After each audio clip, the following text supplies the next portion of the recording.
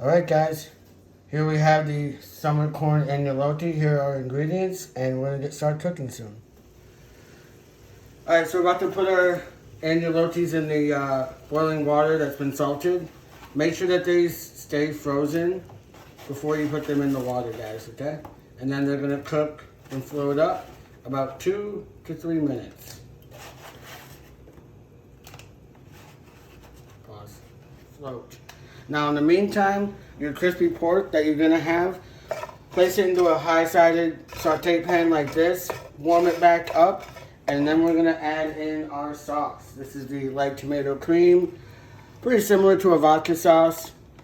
And we're just going to get everybody in the boat at the same time. So we'll warm up the sauce here a little bit, and then as the agnolottis are floating up, we will bring them into the pan and get everything tossed around here.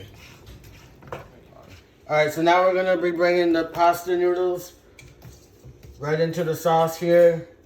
A little bit of that starch from the water is okay. It'll help bring the sauce together and thicken it nicely. The key here is once they're in here is to gently stir them so they don't break up. For a nice little toss. At this point, you can season your preference, a little extra salt, a little extra pepper, whatever your preference is. I like pepper, so I'm going to add a little more black pepper to this. And then we're going to add our nicely roasted corn here. We have some beautiful fresh corn, straight from the farm, grilled, cut off the cob, a little bit of salt. Really simple here.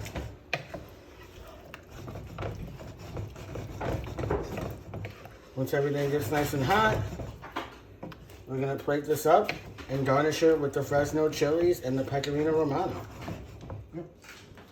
Alright, so here we are plating up our pasta, guys. This one's super fresh, super delicious. Definitely want to highlight the summer corn that is just came into season right now. The inside is filled with lots of roasted corn with a little bit of butter, mascarpone, fresh basil. Really fun dish.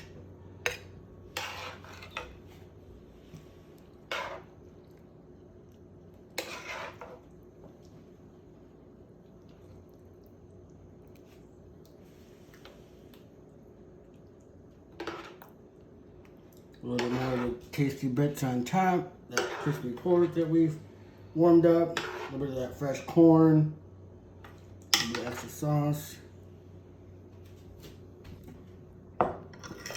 Now we're going to garnish it with some of the shredded pecorino romano on top.